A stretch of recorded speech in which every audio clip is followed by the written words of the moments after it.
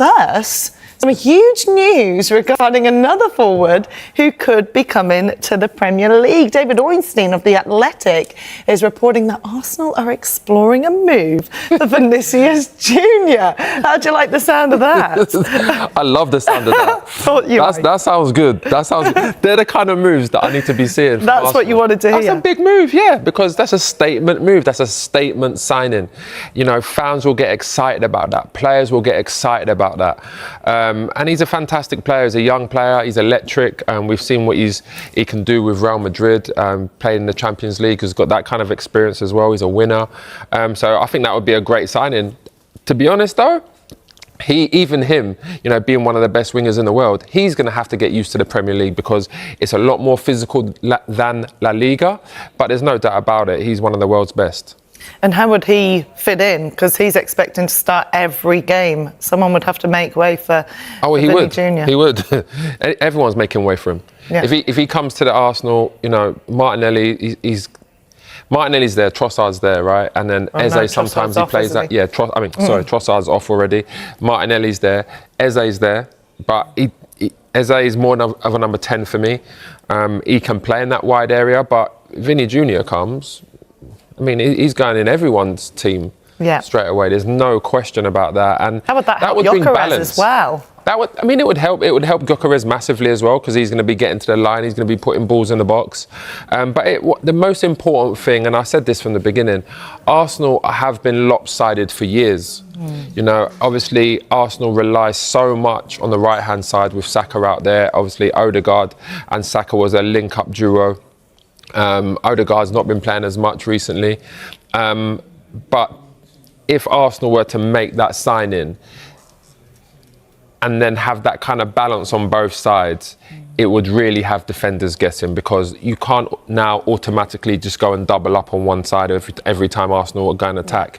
You have to think about what's happening on the other side. So that would be an amazing signing. That's the kind of statement signing I think all Arsenal fans want to see, because Arsenal fans, you know, I still live in North London, you know, everyone is frustrated with the business that Arsenal have done so far. So something like that would get everyone really excited. Everyone will be down to the Emirates buying Vinny shirts, I'm sure. Could that potentially explain why they've been quiet? Because they've been working on that move behind the scenes. Exactly, and that's the thing. Well, you look at Solis, he's gone in there, and I'm not saying that he's, you know, he must be a really good young player for Mikel to look at him and say, we want to bring him in, make him the first signing. And then Vinny Junior, obviously he could be the main signing. And even if that was it, Solis and Vinny Junior, that I would look at that and say, that's a very good window. But I do feel like they need to bring a defender in, especially because Saliba is injured. We don't know how long Saliba is going to be out for. It was reported that he doesn't need back surgery anymore, but he's going to miss a few months for sure. That's why I say John Stones would be amazing, because you ain't got to pay nothing for him. And then, can you imagine Vinny Junior and Alvarez? Them two signings there, that would be fire. But if Vinny Junior, if this could happen, I mean, the fact that the Athletics reporting it means it's, you know, it's real. It's a real source. Yeah. So, I mean, Arsenal fans are going to get excited. I'm excited. They should. It's early stages. However, David Ornstein is usually a very reputable source, isn't he, when it comes to transfers? I have to say to our viewers, I'm sorry about these coughing fits. It seems to be whenever you come on set. I don't know what aftershave you've got. It's not my aftershave either. Yeah, I ain't wearing none. I'm not wearing, but I'm allergic to it. All right, Jay, we're going to need to change it up for next time. So could the fact Vinicius Junior might be leaving for Arsenal be the reason Real Madrid are desperately trying to sign Diamonde? And what do you think? Have you seen much of the Leipzig player? I like Diamonde. I think he's a very good young player. Again, the money that Leipzig are looking for, I'm not sure, like the £100 million, I don't think they're going to get that for him. For £100 million plus, I want to be signing the best winger in the world. To me, Diamonde is not one of the best wingers in the world right now. There's no doubt about it. He could be if he keeps progressing. He's got a ceiling. He's young. He can keep improving. But I think Real Madrid are looking at more like the Elise. I think if they lose someone like Vinny Junior, who's arguably one of the best, they're going to have to go and sign someone that's arguably one of the best. And that would be the likes of Elise. So I can see Liverpool getting this one. Yeah. I can, because Salah's left. He can play on the right, Diamonde. That goal we see earlier, that's him playing off the right. But he plays on the left. We see that in the World Cup, where he was playing off the left too. So there's lots of options there.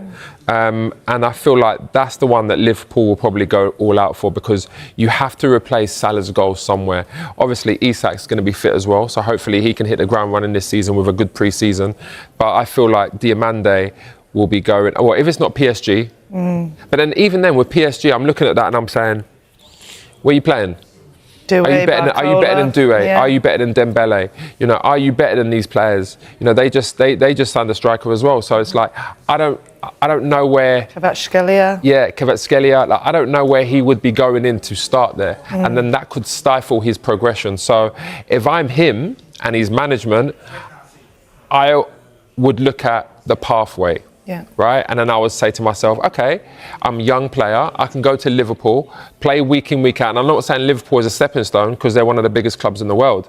But if you do really well at Liverpool, you know, Real Madrid are coming again. Barcelona are coming again. All the big nations are coming. Bayern Munich, they're all coming. So if it was me, I'd be telling my player to go somewhere where you can play week in, week out. And, you know, you're going to be in the best league in the world. You say 100 million, you want the best winger in world football, but I mean, look what City have just done with Elliot Anderson. Chelsea have done with Morgan Rogers, one of the best midfielders in the world. Elliot Anderson's definitely one of the best midfielders in the world. For me, I feel like 100 million plus is now the going rate for a top quality player. I mean, I've been talking about this with my friends for a long time now. It was Chelsea. Chelsea disturbed the market a few years ago when they spent 105 on Enzo Fernandez, and they spent, was it 112 or something like that on Caicedo? Yeah. Of course, when the market has been disrupted like that, every other club is saying, okay, well, we think our midfielder is worth more than that. We think he's better than that. So we're not taking anything less. You know, Declan Rice was 100 million. If you was to buy Declan Rice now, you're paying like 120 for him. Mick, some big news just coming into us in the world of transfers. This is from TalkSport's chief football correspondent, Alex Crook, who says, as per David Ornstein on his exclusive, Crookie says Arsenal have added Vinicius Junior. To their list. I know that was the reaction I was hoping I was going to get from you. They've added Vinicius Junior to their list of targets, not necessarily their number one option, but certainly one to keep an eye on, given his contract situation at Real Madrid and the impending arrival of Diamonde. So, reports this afternoon, Arsenal are exploring Vinicius Junior this summer. Crookie there mentions his contract situation. That contract situation sees his deal run until next summer. So this time next year, Vinny Junior is going to be out of contract at Real Madrid. Delighted to say that joining us on the Saturday session is Sophie Nicolau from the Highbury Squad podcast. Sophie, a very good afternoon. Thank you for joining us. Just your immediate reaction really there about the possibility of Arsenal looking into maybe doing a deal with Vinny Junior. Well, I'm in Southern California right now, and I just woke up to that. And I have to say, I hope most Saturdays are like that, because Arsenal really need a signing like this, a marquee signing. Vinny Junior, we know, is probably the best left-sided player in the world, other than Kvaratskhelia. A lot of names have been bandied around for the Arsenal, but when you're talking about being champions, defending your title, and maybe even trying to take advantage of a little bit of dominance, maybe if you can do that in the next couple of years, utilize the squad you have, try and squeeze everything you can out of them, add world-class players as champions as well. And I think that, you know, this would be a beyond marquee signing for the Gunners, wouldn't it, guys? Lots is going on in your patch of the woods. Obviously, people know that when the football season is here, you're either at Old Trafford or the Etihad on a Saturday and Sunday covering all things Manchester for us as our Manchester correspondent. Maybe we'll start with Manchester United, because they've had a fairly active start to the window, haven't they? Yuri Tielemans, of course, has come in. That release clause, £35 million. Andre Santos also making the move from Chelsea. So look, lots of work still needs to be done for Manchester United. But just on those couple of signings, so far so good for United, isn't it? Very good so far. I think there's probably a lot of Man United supporters out there maybe a little bit frustrated, maybe expecting a little bit more, because there's Champions League football this season. Obviously, Casemiro left. He needed replacing. I think they've kind of done that with Andre Santos and obviously Yuri Tielemans walking through the door, and Carl Darlow as kind of, I don't know, would you class him as first team? Maybe putting pressure on Lamens. I don't know. I'm not quite sure about that. He'll go on his backup keeper, won't he? Yeah, I would have thought so at the beginning, but I actually thought he had a very good season last time around for Leeds United, who've made a very good signing themselves, keeping it Man City, Man United with James Trafford going there as well. But I do expect Man United to do a lot more, whether it's players leaving. I think the normal faces or names, they'll kind of spring off the page, if you like. Mazraoui, I think Xerxes may be another one. I think it's maybe time for them to move on. But I don't think there'll be as many as maybe Man United expect, because having that European football, they need a bigger and a healthier squad as well. What do they need? A number 6 they probably need. That feels like the obvious kind of. But you think that's going to be I think Yuri Tillemans is an incredible signing. I mean, the bargain of the summer for me, but I still think we're waiting for that stellar signing from Man United. And whether that's the 6, whether it's another centre-forward, I'm not quite sure.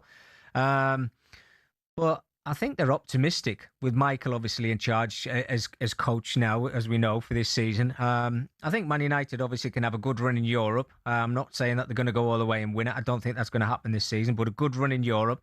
Just getting back to where we expect them to be, and then obviously challenge for that top 4 again.